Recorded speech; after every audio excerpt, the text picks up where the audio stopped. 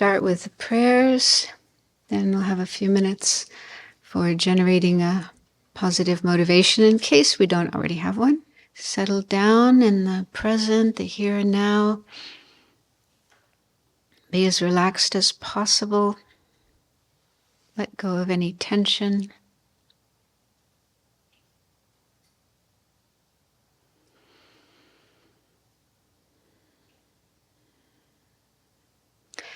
And let go of or put aside any thoughts in your mind not related to what we're doing right here, right now.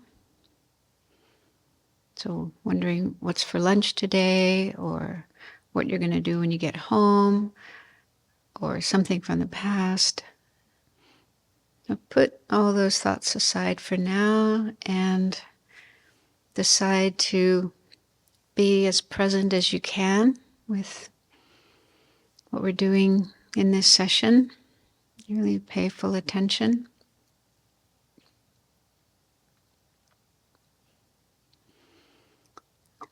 And it's natural that thoughts come up in our mind. That's just the way our mind is. But when we notice extraneous thoughts, distracting thoughts popping up in our mind, we can decide to say no to them, just as we do if we're having an important conversation on the telephone and somebody comes along and wants to talk to us. We would say, no, not now, and ask them to come back later. So we can do that with our thoughts as well. And we have a strong sense of how important it is to pay attention when we're learning the Dharma, because it's such a precious opportunity. Many people, many beings don't have the opportunity to learn the Dharma teachings, which are the cause of genuine happiness and freedom from suffering. So really try to have a sense of how precious the Dharma is. It shows us how to transform our minds and our lives, our being, so that we stop creating the causes of suffering for ourselves and others, and instead create as much as possible the causes of happiness for ourselves and others.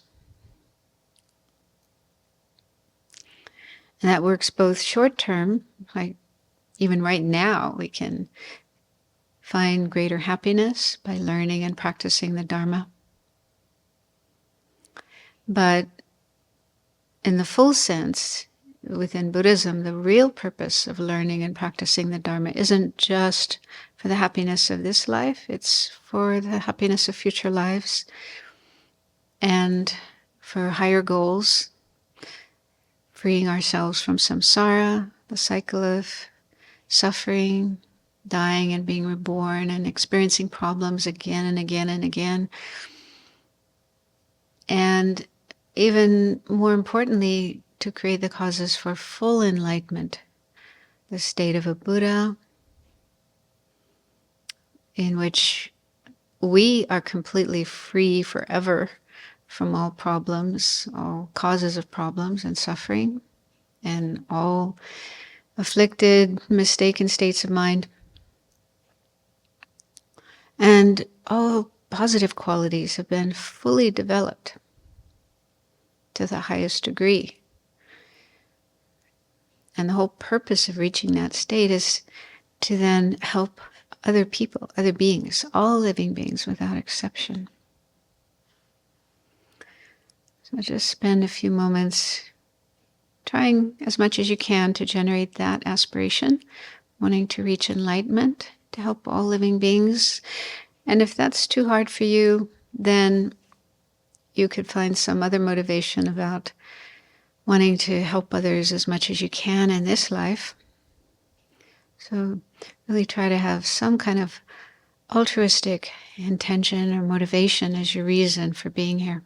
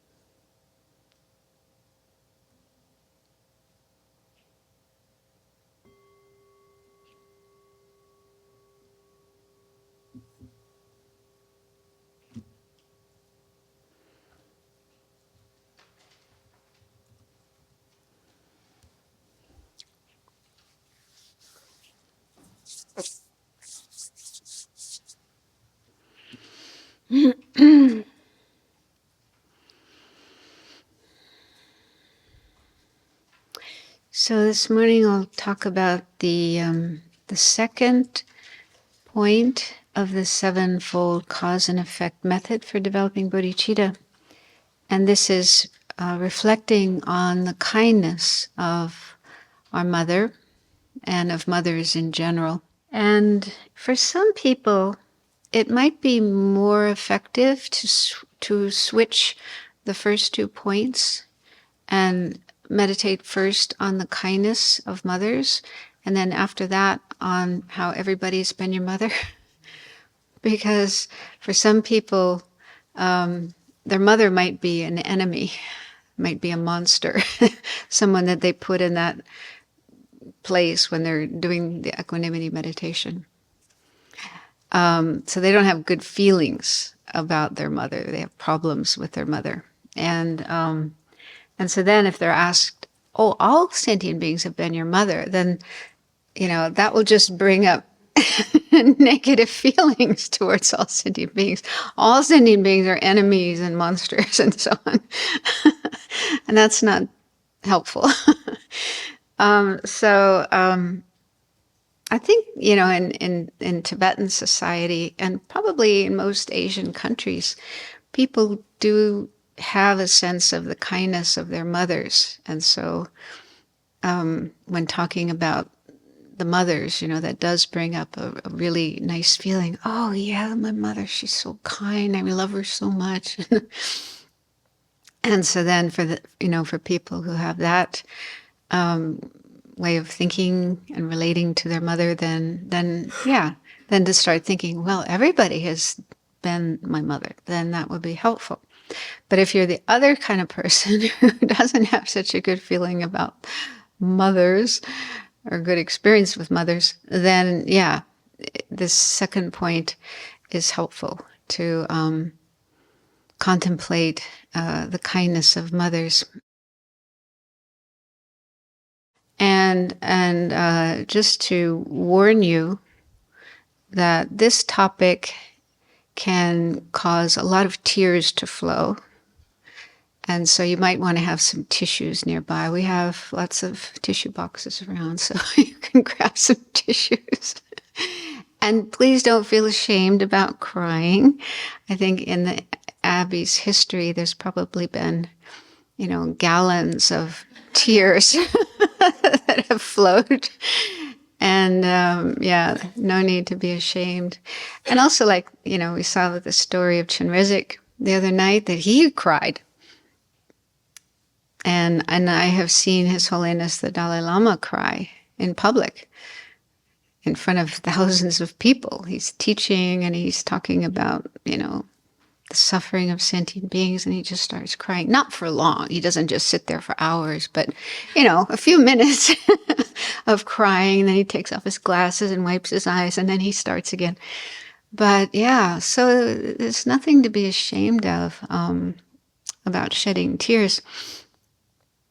And, we might think, but Chenrezig and the Dalai Lama, they're probably crying for others, but I cry for myself, so that's selfish.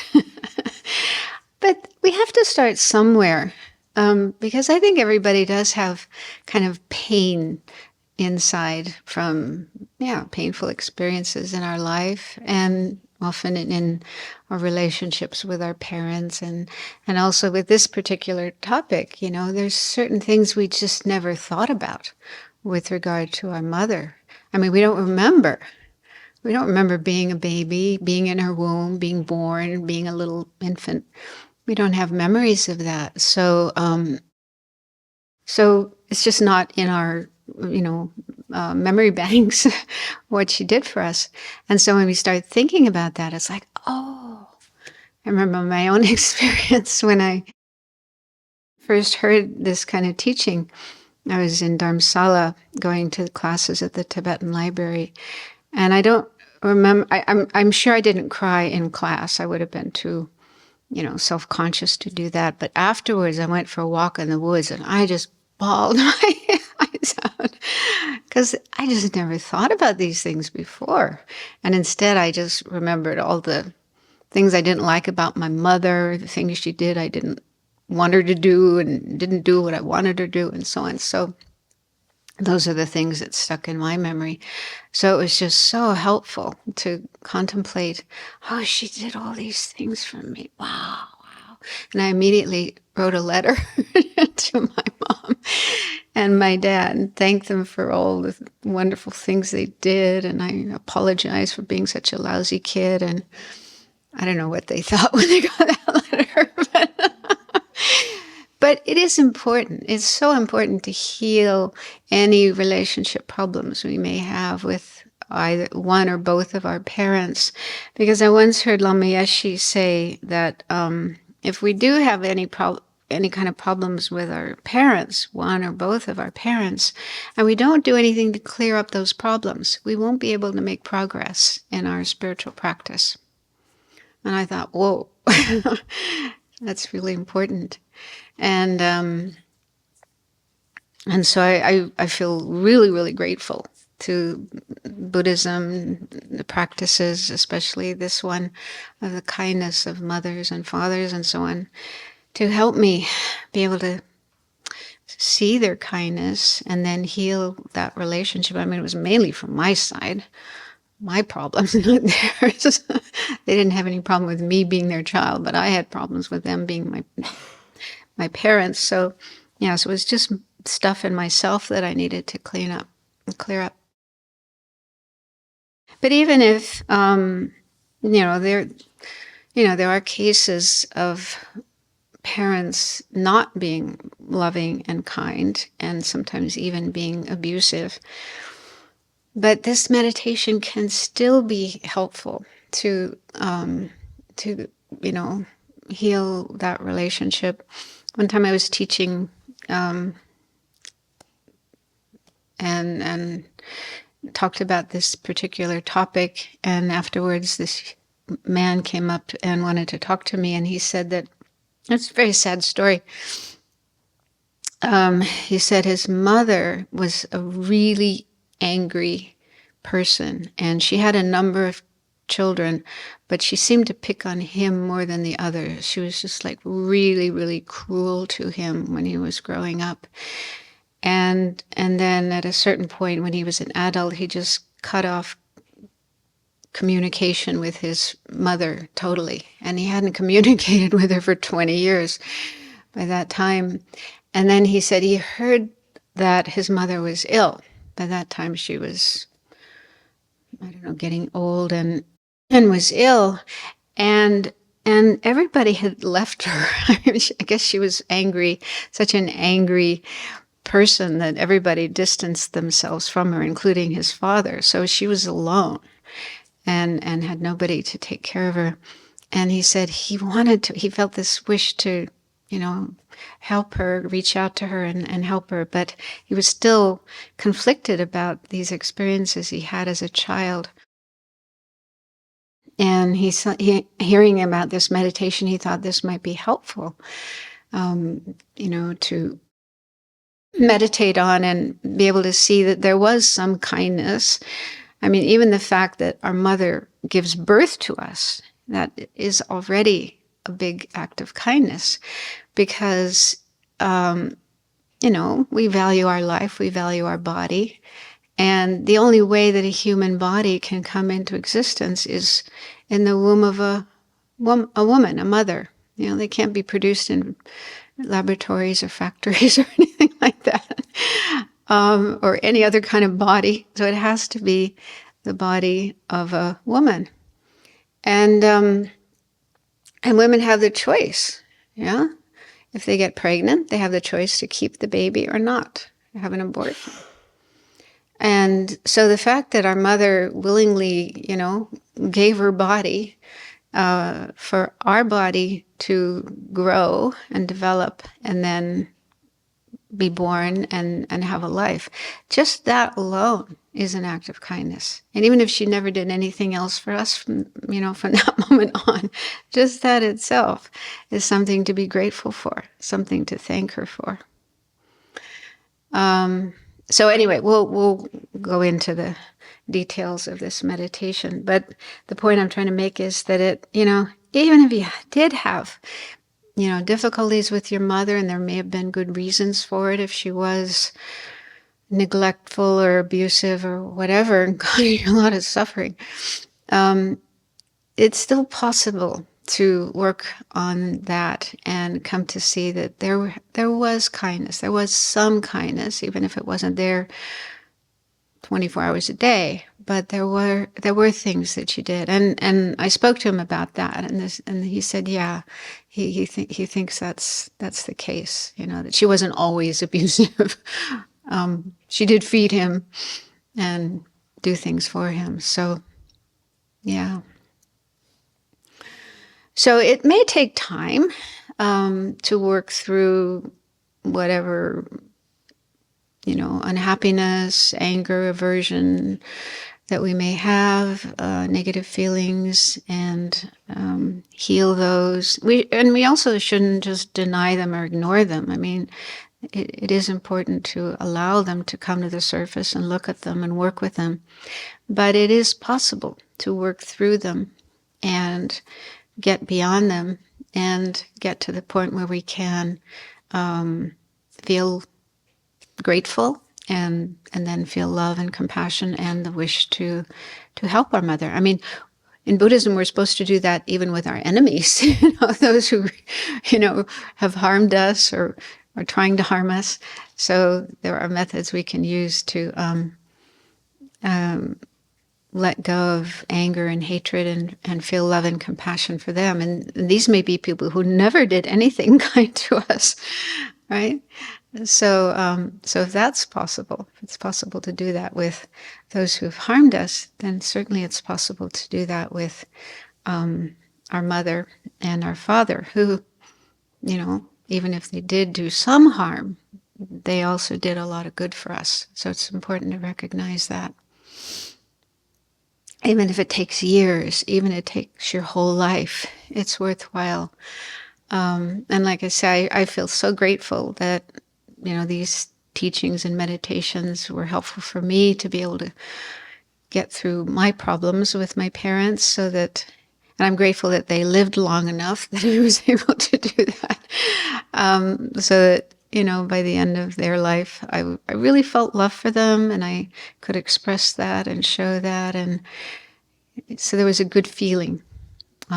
Because otherwise, if one or both your parents were to pass away before you had the chance to clear up these problems and there was still some anger, then I think you'd feel a lot of regret that, you didn't manage to do that before they passed away. So the usual format for doing this meditation, but, this is the traditional way, the traditional explanation, and every person's situation is different. Your particular relationship with your parents, the circumstances of your birth and your upbringing and so on. And so you need to adapt this to your own particular situation and circumstances. And if it's too hard, like when you're first trying to do this meditation, if your mother was very unkind and caused you a lot of suffering, then you don't have to force yourself to think about her right away. You could bring to mind somebody else. Hopefully, there was somebody who did show you motherly kindness when you were growing up. Probably because, if we don't get that kind of attention, we don't survive. I think what I've heard, what I've read is that, little babies need a lot of, not just food, right? They don't just need food and having their diapers changed, but they need affection. They need to be held and shown human affection and human kindness and someone talking to them and playing with them and so on. If they don't get that, then they may not survive, but even if they do survive, the brain doesn't develop properly, and they also don't learn how to love themselves. They don't learn how to be in relationships with others, and so their life can be really, really difficult. Yeah, so receiving motherly love, kindness from somebody, whether it's our mother or father or grandparent or somebody, then yeah, we wouldn't be here. We wouldn't be alive and healthy as we are now. So you can, think of somebody from whom you did receive that kind of care and use them in the meditation if that works better for you. And yeah, so we're trying to imagine a time in our life which we don't remember. I mean, according to Buddhism, life begins at conception.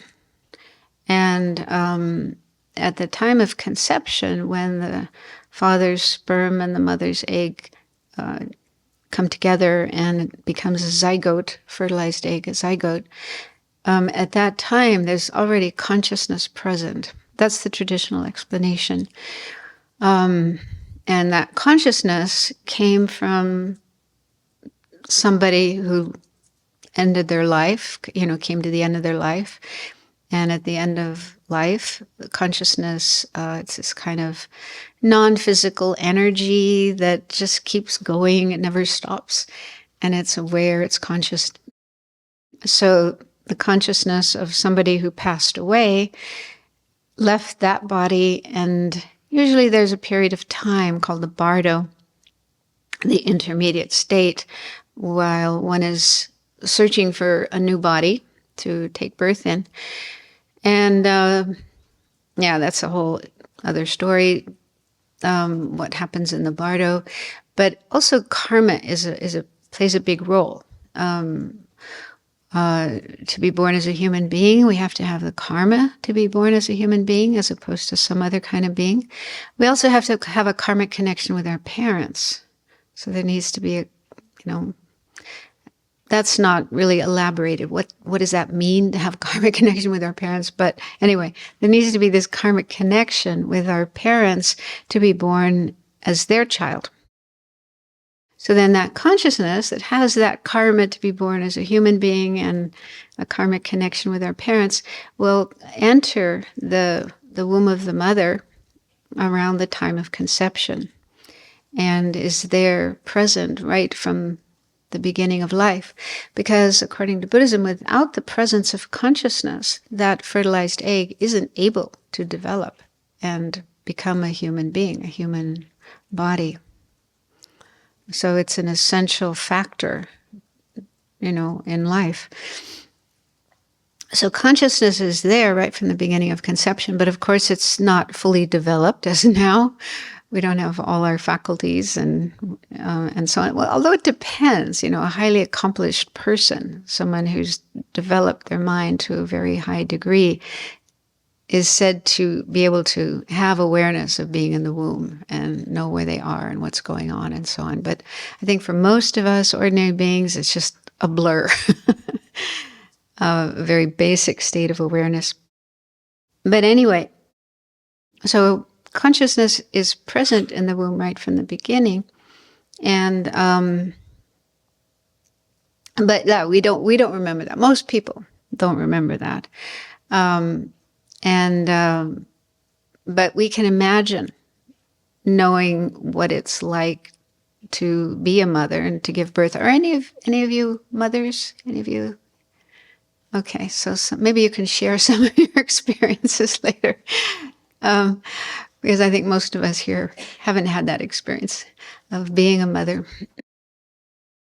But we can talk to women who've been mothers, observe them, and learn from them what that's like. And also, again, every person's experience is different. For some, it may be a very easy experience. I have one friend who gave birth to 4 children, 4 sons, and every pregnancy was extremely difficult. She had a lot of physical pain and pretty much had to lie down the whole time.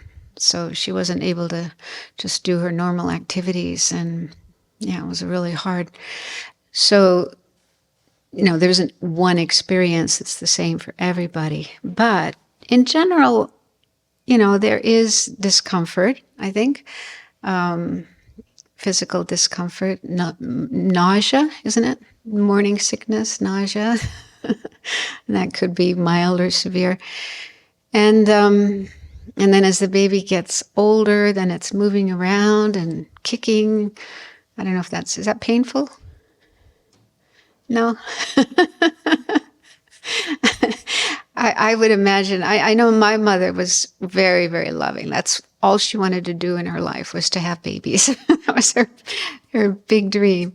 And I think that, yeah, if you really enjoy being a mother and look forward to having this baby come out, you put up with whatever discomfort and difficulties there are, and you don't,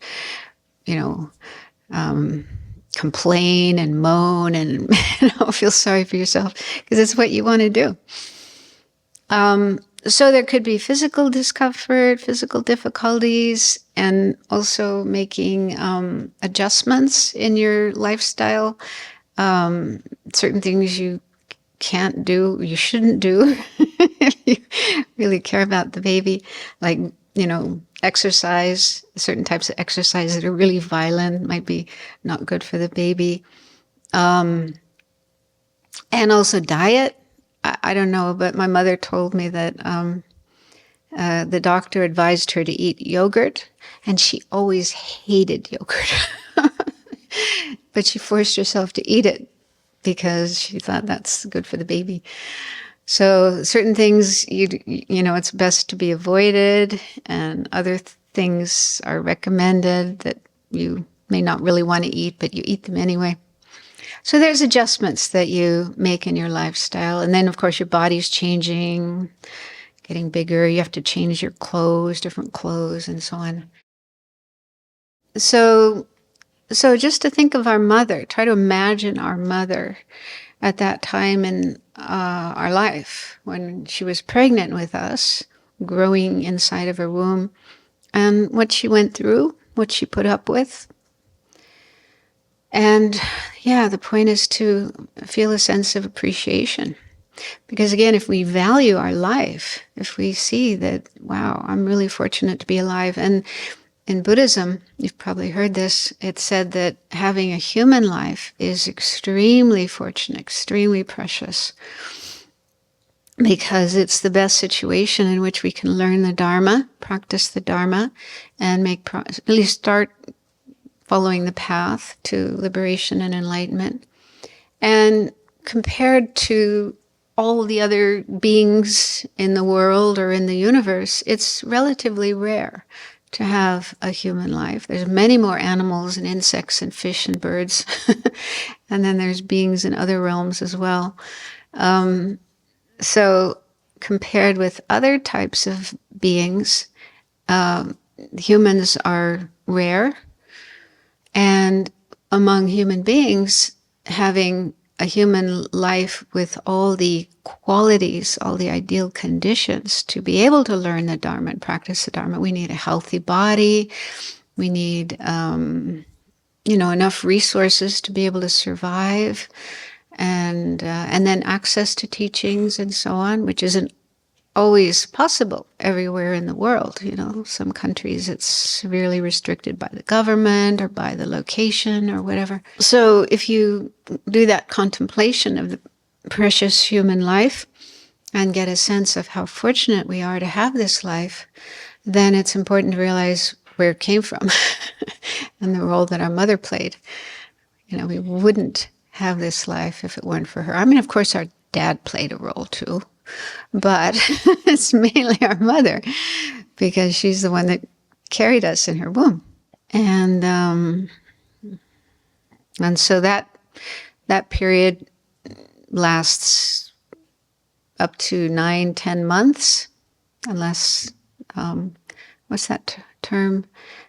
Premature birth, unless there's a premature birth. I was late coming out. My mother carried me 2 weeks longer than she had to. I don't know, maybe I was reluctant, scared, didn't want to come out.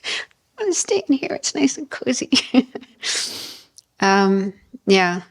And then the actual time of birth is probably extremely painful, going into labor.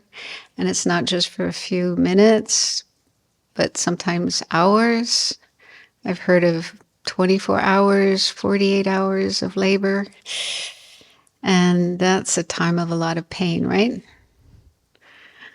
Unless maybe there's a cesarean, that's probably less painful. But yeah, going through labor and giving birth is very painful.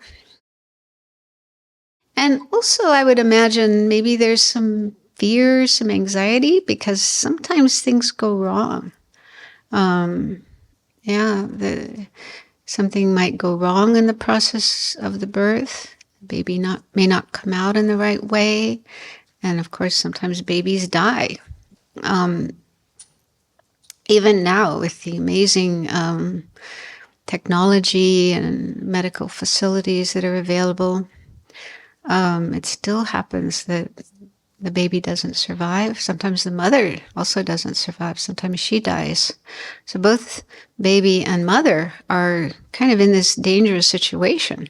It's not definite that they will survive this process, or there could be some damage to the baby or to the mother. So it's risky. It's a risky business to go through giving birth. Though, again, to contemplate that she went through that experience of giving birth and the pain, the danger, the anxiety that she may have experienced, and just feeling grateful for that. And again, even if that's the only thing she did, and then maybe she gave us up for adoption, or if she died, she didn't survive, just that alone, just the fact that she carried us in her womb and gave birth to us is already something to feel very grateful for. Does that make sense? And then there we are. This little tiny infant, totally helpless. Again, we don't remember that, but we can imagine ourselves as a baby, because we've all seen babies. We know what they look like, and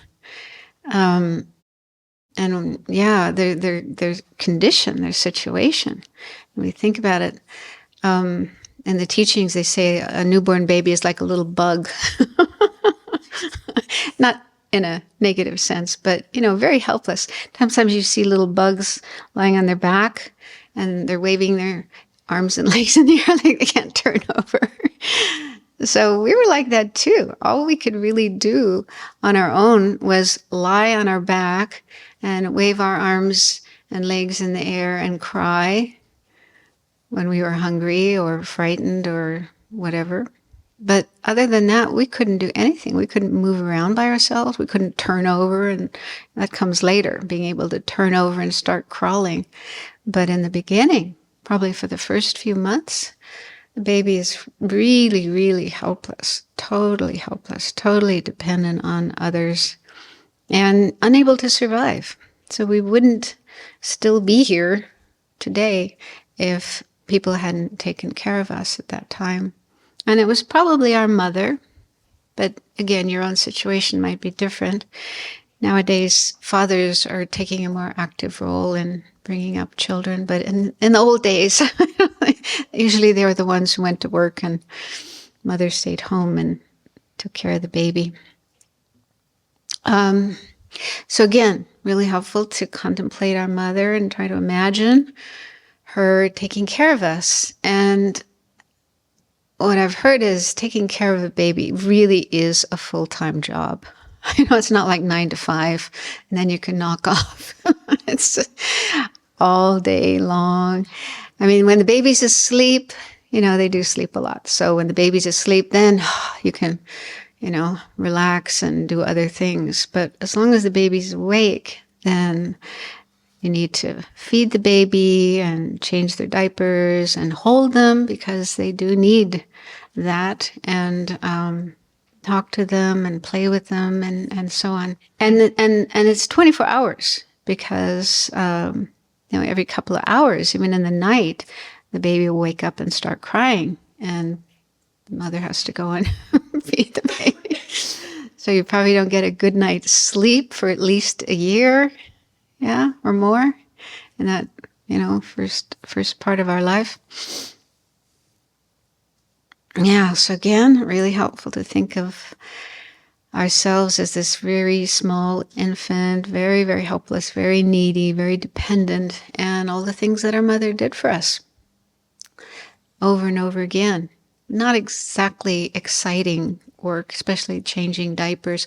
I mean, when I was a kid, they didn't have Pampers, so cloth diapers that had to be washed out, and then plastic pants, and But, mothers do that without complaining. Maybe they do complain, but I think in my own case, my mother she just put up with it and was so happy to have babies that, she didn't mind that work. And then as we got older and,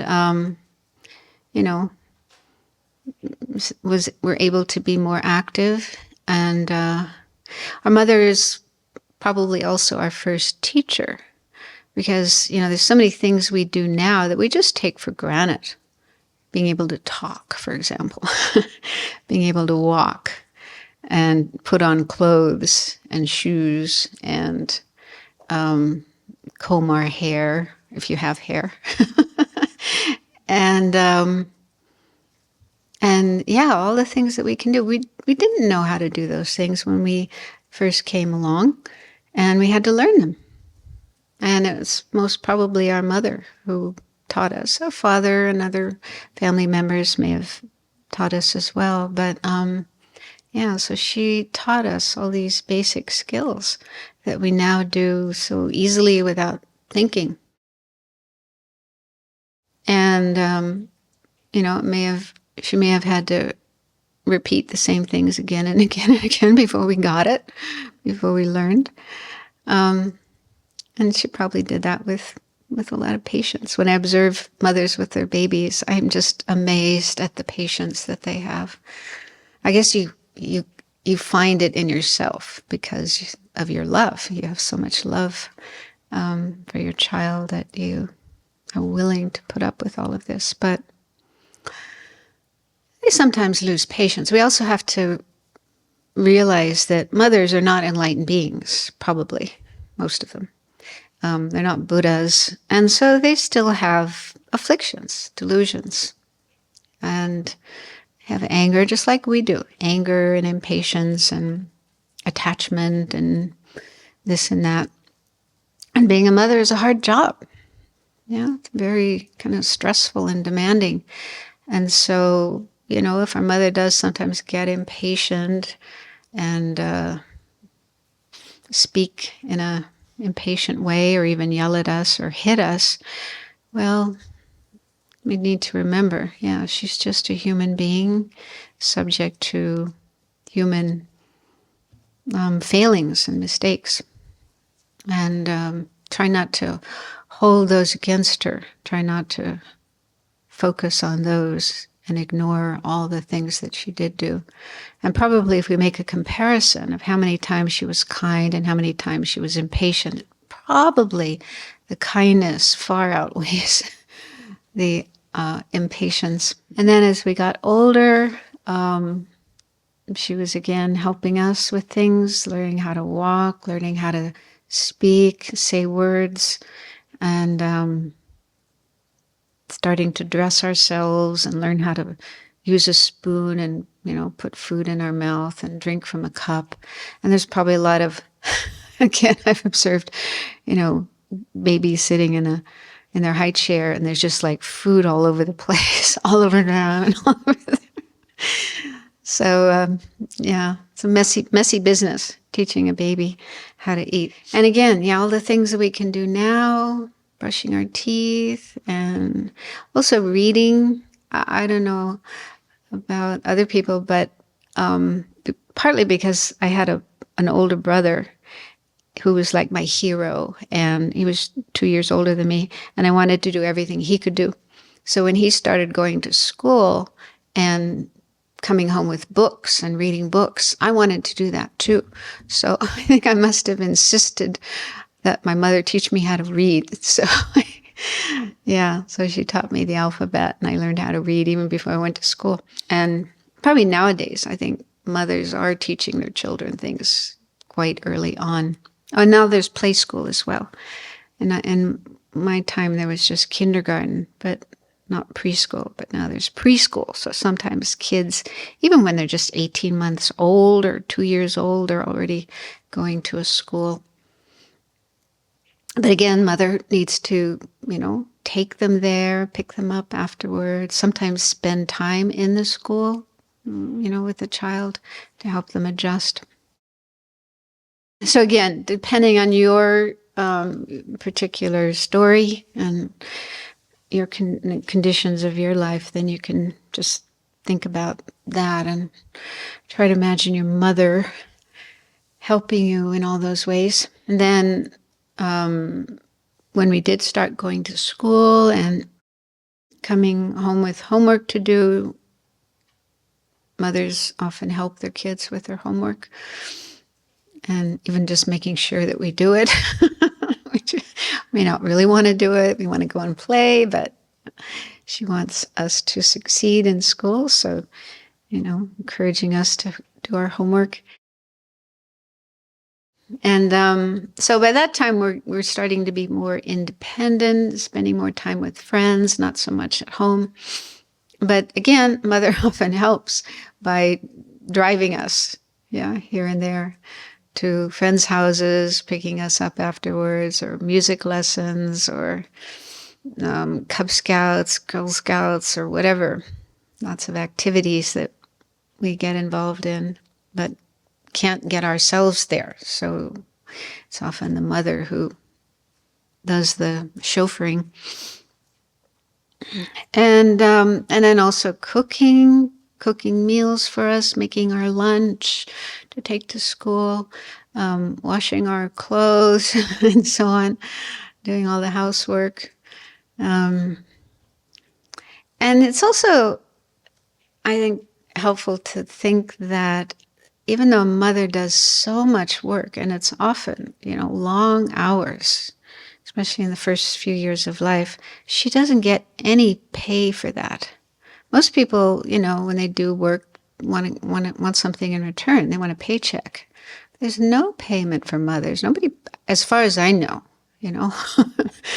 mothers don't get paid. And I think there's also an attitude that it's not regarded very highly either. It's not like highly valued work. It's just like, well, that's what they're supposed to do. That's what they have to do.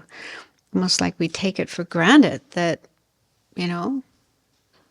mothers bring up babies and kids and do all these things for them. So they may not even get much thanks or appreciation for all this work that they do. What do you think?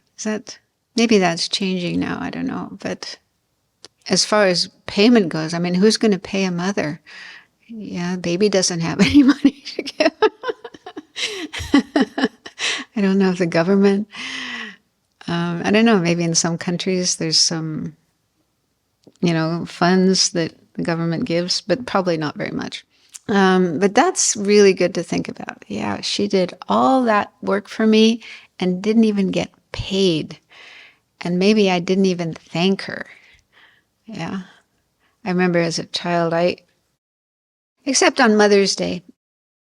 Fortunately, there is one day of the year where we think of our mothers and express our appreciation. So I used to like making cards. I like to make them by hand, drawing and coloring and writing Happy Mother's Day.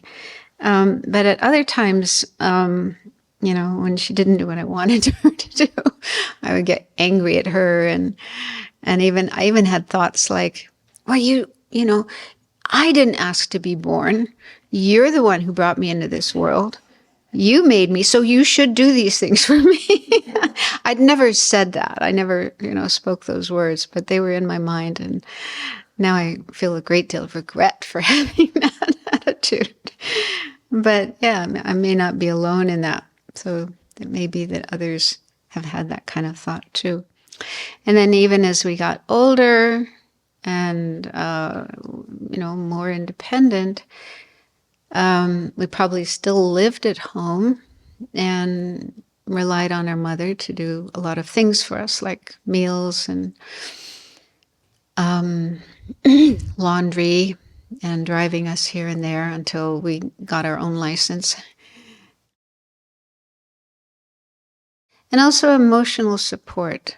That, again, is a question of each person's situation, each person's story. But, when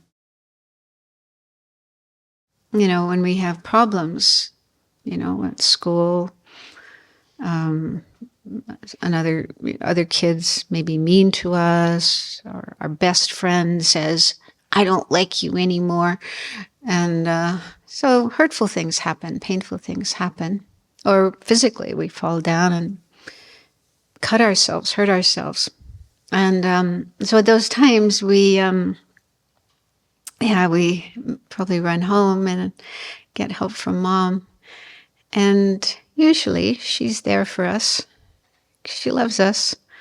And all she wants to do is take care of us and help us. So she's there to, comfort us and take care of our little wounds. And so give us emotional support. And that can continue long into our life, even in our teen years, in our early adult years, in our 20s, and so on. So it's still, I think, often the case that, as we face difficulties in life, even as an adult, we call Mom or come home, and Mom's there for us to help us, comfort us, give us advice, maybe financial help as well if we need that. So, so a mother's job never really ends. So even as adults, even when we're more able to take care of ourselves, if we do need help, usually she's there. She's there to help us and take care of us. And I've heard stories that soldiers during a battle, on the battlefield, and if they get wounded, they're lying there, wounded and in great pain, will sometimes cry out, "Mother," cry out for their mother. So it's, the one we first think of when we are in great need, desperate situations, because of that kindness that we received from her when we were small. And again, if there were any instances of unkindness or even hurtfulness, if our mother did things that were hurtful to us, it's important to understand, like I said before, that she's just a human being, not an enlightened being, and still has her human failings, mistakes, afflictions. And with an understanding of Buddhism and the mind and samsara and so on, how we're all in this situation of samsara, and we have ignorance and anger and attachment. We don't choose to be this way. We come into life this way. We carry these afflictions in our mind from past lives, and we have our karma as well. So we're all sort of under the control of our afflictions and our karma, and sometimes we just become overwhelmed by those and act them out, often without really wanting to, but they can be just so strong, and so we're acting out anger and attachment and so on. So we all have our own experiences of that, and so we can think of that and then understand our mother and our father in a similar way. They don't have total freedom, total choice over what's happening in their mind and what kind of state they can get themselves into. And so, understanding that and then forgiving them for those things and trying not to hang on to those and identify the parent with those things. So even in like that man I mentioned whose mother was really cruel to him, we can think about how, I mean, often one thing that I find really helpful too is to think of our parents as they were once children themselves. When we come along, they're already adults, they're already fully grown, and we probably never think of them as children, but they were. Yeah. So they were once, infants and little kids. And there's a good chance that their family situations were not ideal. There may have been dysfunctional families. There may have been alcoholism, drug abuse, or other kinds of abuse, physical abuse, sexual abuse. I mean, sexual abuse is huge. It's such a huge problem. And until a couple of decades ago, nobody talked about it. It was a taboo subject. Yeah. But there's probably been, it's probably been existing as long as human beings have been existing.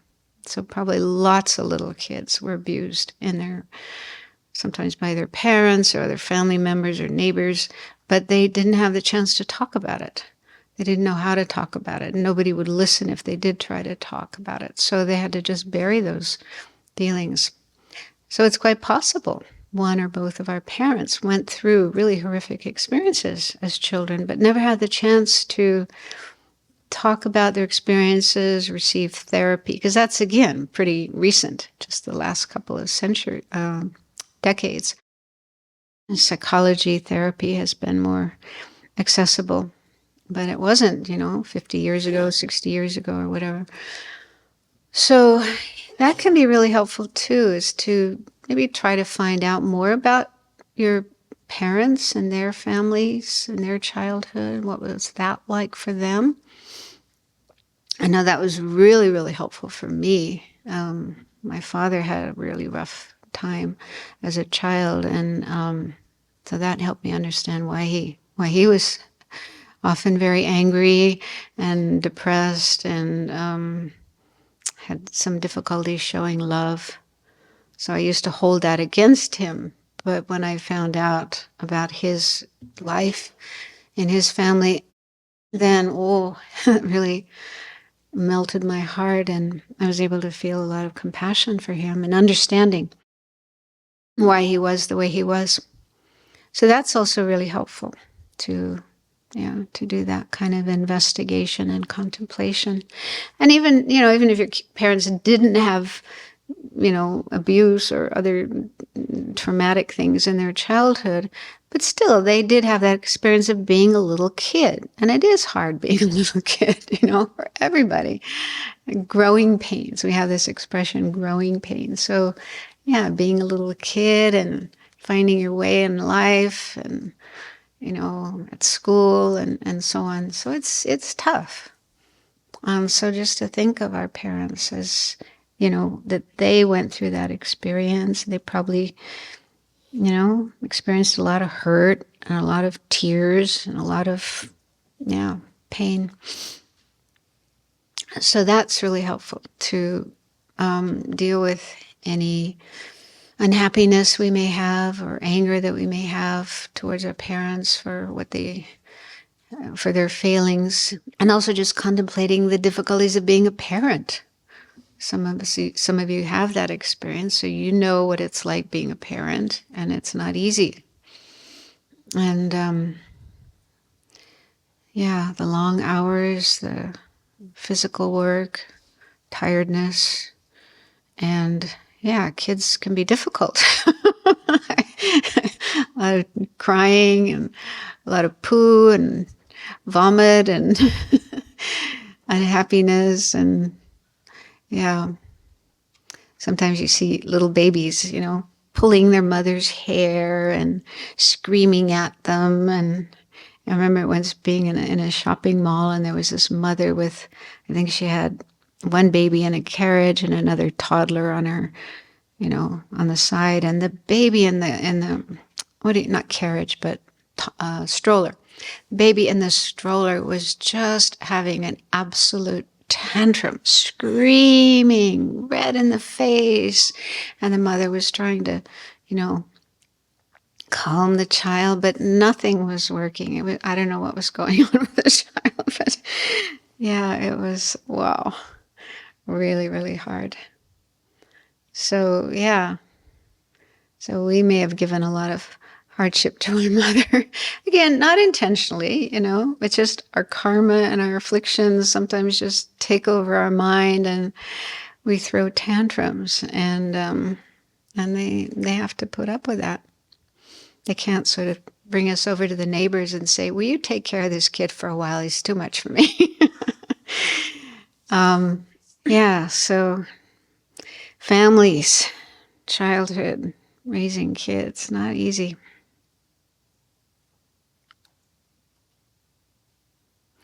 So the whole point of this contemplation is to gain appreciation of the kindness of our mother of this life. And the next point in the meditation is repaying their kindness. And that feeling, that idea of wanting to repay their kindness should be something that just arises naturally and spontaneously. We don't always have to think our way into it. It's just like, if in our life now as adults, anytime we're in need of help or in need of assistance and somebody appears and helps us, we just naturally feel gratitude, and express our gratitude. And then if that person is ever in a situation where they need help, we just immediately, oh, let me help you. So that idea of repaying the kindness of those who have helped us, so ideally, as long as our mind is functioning properly, then it is something that will arise just naturally and spontaneously. But in the meditation, we think of specific ways in which we can repay their kindness. So maybe I'll leave that until later. Maybe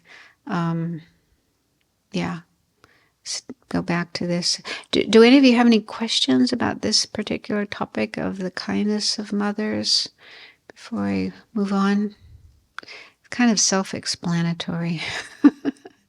This hadn't occurred to me previously when I read this in the Lam Rim, but as we talk about it more, how does this, we're building up this idea of mother, how does that fit with Buddhism and no inherent existence, and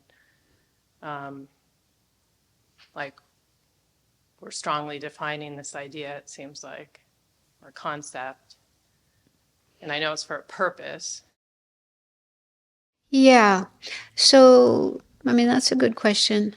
So as I've mentioned a few times, and you've probably heard this as well, they talk about these two main aspects of the path, the two wings of the bird method. Sometimes it's called method, but what that really refers to is cultivating the good heart, love, compassion, altruism, bodhicitta, and cultivating those attitudes in our mind and then putting them into practice in our interactions with others, helping others, practicing giving, and so on.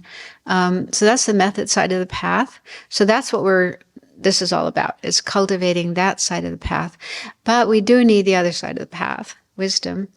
And those two, it's hard to develop them both simultaneously. So we do, at certain times we work on the method side of the path, and then at other times we work on the wisdom side of the path. But eventually we do need to unite them, bring them together. So, So,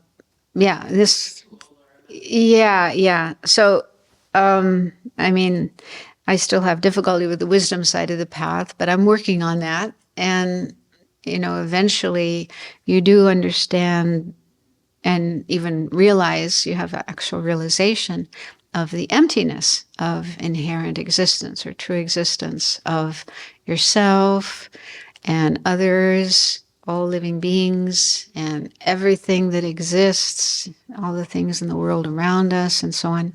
Absolutely everything has this quality of emptiness, of inherent existence. And so a bodhisattva, part of their training is to combine those two so that when they're practicing helping sentient beings, for example, or even helping just one sentient being, ideally they're doing that with this attitude or this awareness that they themselves, the one who's doing the helping, is empty of inherent existence. There's no inherently existing I over here doing this action. And then the person they're helping is also empty of inherent existence. So there's no inherently existing, sentient being there that I'm giving to or helping or whatever. And then also the action that they're doing, giving food or taking care of them medically or whatever, that action is also empty of inherent existence. So that's something that takes time to understand what that actually means. Ideally, that they combine that. So that's how they combine it. They talk about the three spheres. The three spheres are the subject, the one doing the action, the object in relation to which you're doing the action, and the action itself. Those are the three spheres in any action that's done. And so the action itself is an act of kindness, compassion, generosity, and so on. But ideally, the bodhisattva has this awareness of the emptiness of all the different aspects of this action. So that's the way a bodhisattva should be practicing. But, to be able to do that, of course, you have to train in the individual components of compassion and love and the wisdom of the true nature of things. And if we have time, I did want to get through these 7 points, and if we have time, we can maybe spend more on that. But yeah.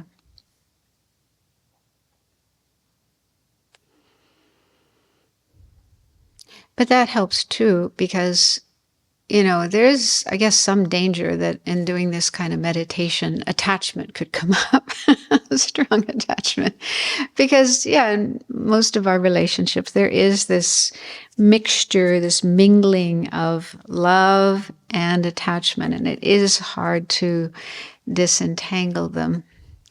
And so, in doing this meditation on the kindness of our own mother of this life, it could increase our attachment to our mother. And that's not necessarily helpful. I mean, we do want to feel more love and more compassion, but not have more attachment. And so meditating on emptiness is a very helpful antidote to attachment.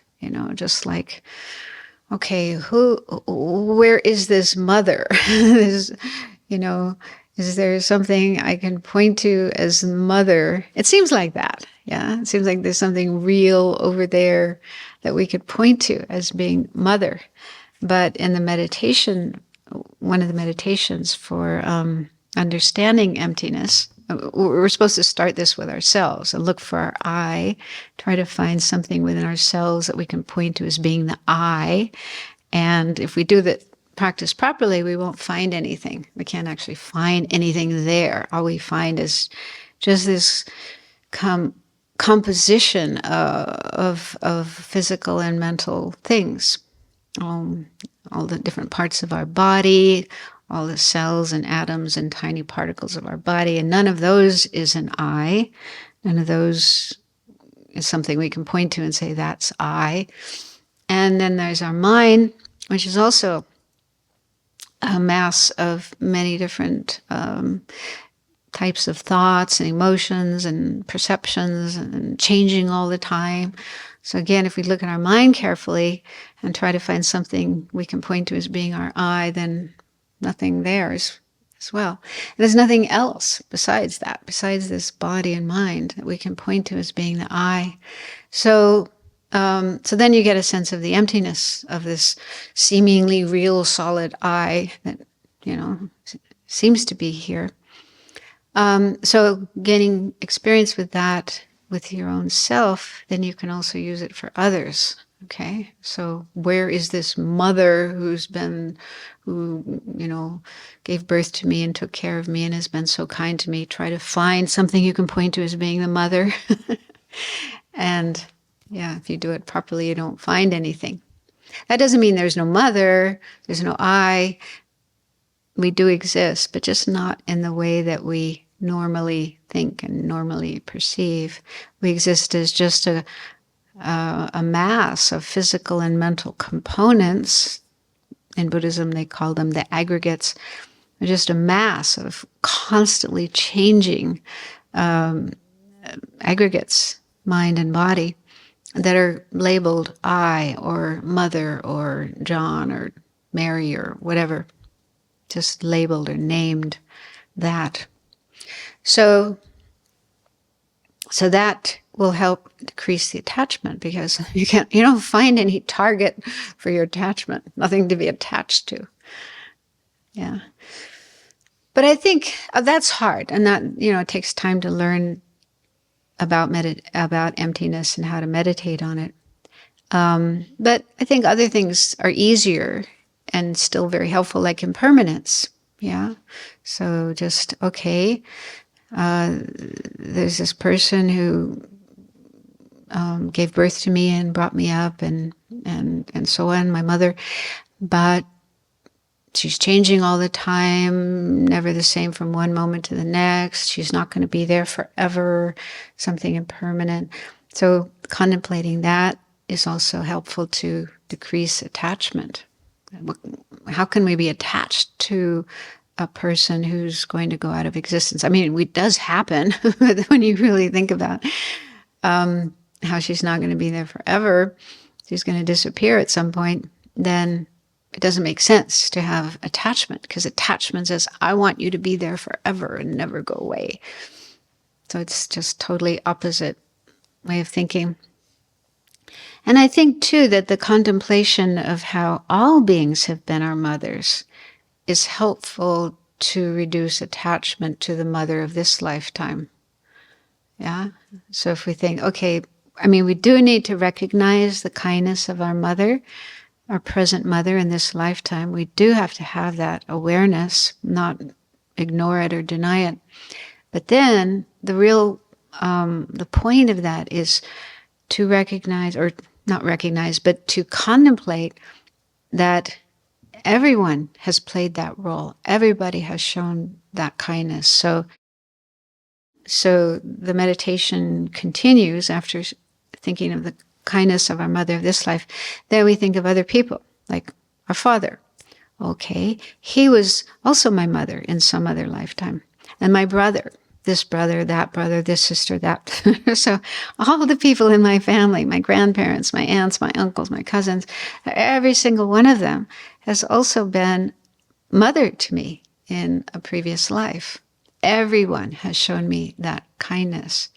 And so then you get a sense of that, and then it doesn't really make sense to have preference for the mother of this lifetime, although this is the one we have direct experience of, remembering the kindness of her in this lifetime. But if we can accept that in our previous lives, other people, other beings have also shown us that kindness, have played that role of being our mother. So by contemplating that, getting more of a sense of that, then again you realize, well, it doesn't make sense to be attached to my mother of this lifetime, as if she is the only one who has ever shown me this kindness. So, it takes time to get a sense of all of these things, but I think that contemplation will also help to reduce attachment to our present mother. On the other hand, we don't want to abrogate responsibility. and think, okay, everybody's been my mother. So if my mother of this lifetime needs my help, well, but I really have to help this person over here. So I think there are priorities, and yeah, I remember once myself and another nun were with Lama Zopa Rinpoche at just having a private conversation with him. And this other nun, her mother had been diagnosed with cancer and was living alone. And she had one brother, but he had a family and he was very busy with his work and his family and so on. Whereas my friend was a nun and didn't have a family. And so she was wondering whether she should go home and take care of her mother. Yeah, well, she was, I think it was terminal cancer. So she was definitely going to die soon. So she asked this question to Lama Zopa Rinpoche, should I go home and take care of my mother? And Rinpoche said, of course. And the way he said it was like, there's no question, I'm just putting words in his mouth, but it's like, she is your mother and there's no one else to take care of her. Of course you go and help her and take care of her. So that made it very clear to me that, if our mother needs help, if we can, if we do have the means to do so, then yes, we should take care of her. Anyone else have a question? How about those of you who have the experience of being mothers? Would you like to share? Because I feel a little awkward sometimes talking about this, not having the direct experience of being a mother and not remembering very much of what my mother did. So I just like what I've heard from other mothers. But yeah, if you have things you'd like to share to this explanation, please do so. What is it like being a mother? Yeah, I was thinking a lot about this. My mother probably could have been diagnosed as a narcissist. And I had a hard time loving her. And I was in the process of taking care of her. And I talked to Venerable a lot about this because I really did want to be able to love her before she died. And Venerable suggested that I spend a lot of time looking into, she was of the World War II era people, and I spent a lot of time doing research during that period of time, what was expected of people, what people had to do. My father was in the Navy, in the Pacific, and also to look as best I could at her childhood history. And through that process, she had a hard life. I hadn't got to the point in my Dharma practice to really understand afflictions and karma and that sort of thing. But it was very helpful, and I could, I didn't really have that intense feeling of love for her until after she died. But I must have spent, 3 months with intense mourning. I would imagine a lot of it was for a loss of connection, with this person that I would never, see again. And of course, with growing up with a person like that, I wasn't the best mother myself because of what I had learned from my mother. And I had a lot of afflictions at that time, and they were called, mental. And so I have repaired a lot of my relationship with my children because of the Dharma. I still have my oldest son and his wife live with me at the time.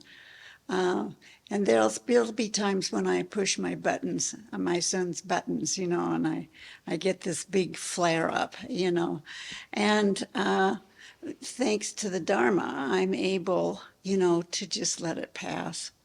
So, but then to go back, if I put that aside and look at, at children, especially young children, there's nothing in their lives except themselves. The small children are very, very demanding.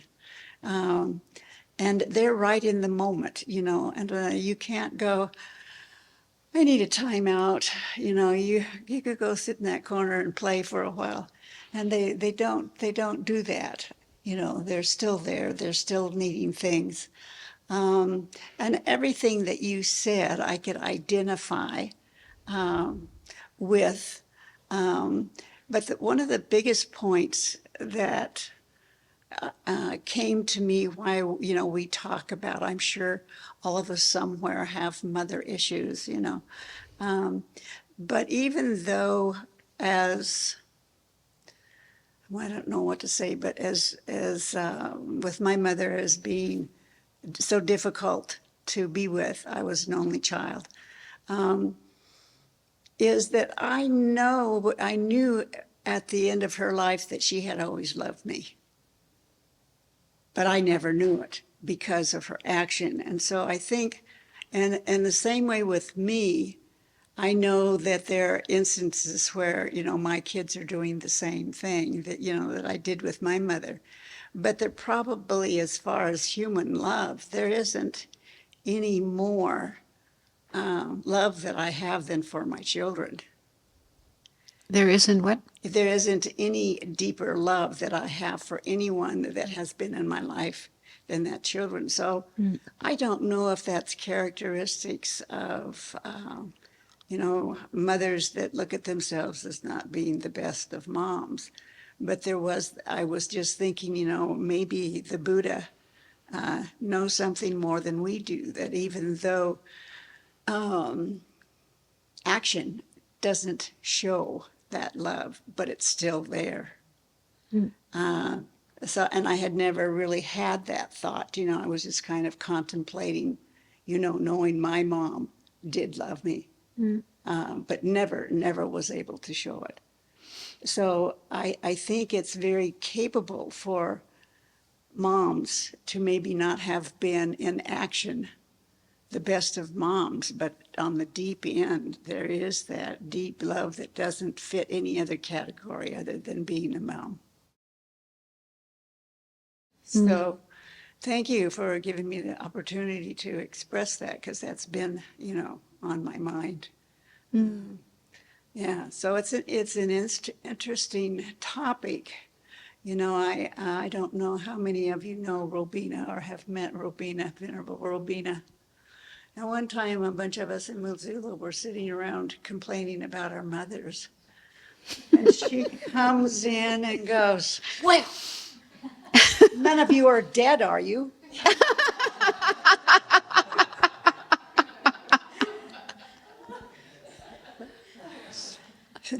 That sounds like Robina. So that just kind of put the end to the bitching about moms. I mean, what do you say to that? Yeah. So, I mean, and that's the thing, is that what kind of mom you had, you still, like Venerable had said earlier, you still were fed, you were still clothed, you were still, you were provided with a home, to live, and all those things wouldn't have happened. And we forget how needy we were when we were small. We couldn't just get up and go, get our breakfast and put our clothes on and all that type of stuff.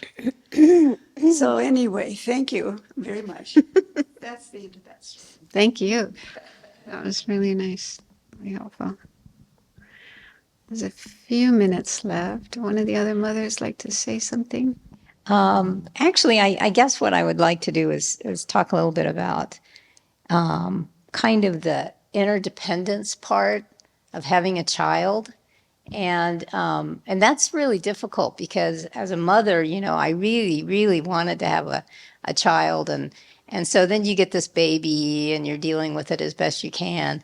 And then they have all of this stuff from their side, and so you just basically do the best you can in all of these things, but they're not necessarily, the correct things to do. And you make a lot of mistakes. And so I really dealing with this kind of, the karma. That's one of the reasons why so desperately I believe in karma, is because, watching interactions with my son and the kinds of things that he brought into the relationship and the things that I brought into the relationship and the two of us together, it really creates something that's very different from what you expect when you start off. It's sort of like, I'll do this and I'll be the best mother and I'll give them everything they need and everything. And it's sort of like, it doesn't really work out that way.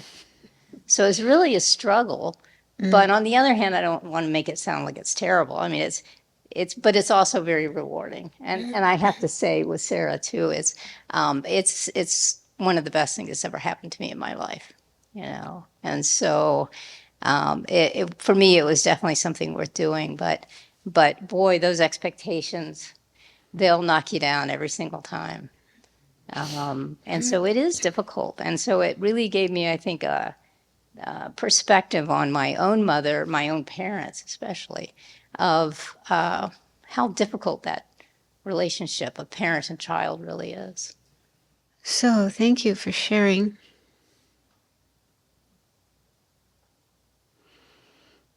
There's a lot to contemplate with this, because each of us has our own stories, our own experiences. And like you say, there's each person in the relationship is bringing their own stuff, and not by choice. Yeah. You had your ideas about how you wanted to be, how this mother-child relationship wanted to be, but you didn't have complete control over that because the child has their own stuff, their own way of being and doing things and so on. So yeah, we just do the best we can. And it is important to, if we do, it's good to recognize mistakes that we have made, and but not beat ourselves up about that, get into guilt trips, because there's the practice of purification. So, think of those mistakes that you made and maybe hurtful things that you did, and purify those and resolve to, not repeat them as much as possible.